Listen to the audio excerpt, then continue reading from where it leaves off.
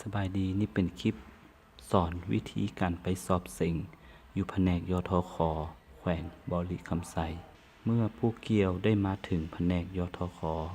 แขวงบริคำไซเพื่อทำการสอบเส็งใบขับขี่ภาคทฤษฎีแล้วนั้นให้ผู้เกี่ยวเข้าไปแจ้งชื่อและเซ็นชื่อว่าผู้เกี่ยวได้มาเส็งทฤษฎีจากนั้นคณะกรรมการจะยื่นเจี้ยให้ท่าน1 ใบในเจี้ยนั้นจะมีชื่อนามสกุลของท่านพร้อมรหัสที่จะตี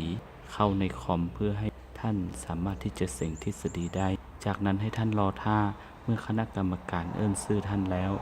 ให้ท่านเข้าไปนั่งตามที่คณะกรรมการให้ท่านนั่งจากนั้นให้ยื่นเจี้ยที่ท่านได้รับให้คณะกรรมกา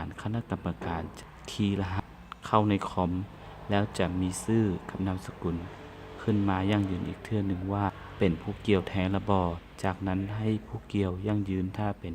ชื่อนามสกุลของท่านเมื่อทำการยั่งยืนคณะกรรมการจะคีย์รหัสต่างๆและก็ให้เข้าระบบในการที่จะเส็งต่อไปสำหรับคลิปนี้ก็ขอจบเพียงเท่านี้ให้ท่านเข้าไปเบิ่งวิธีการเส็งอยู่หน้าคอมต่อไปนี้ขอขอบใจ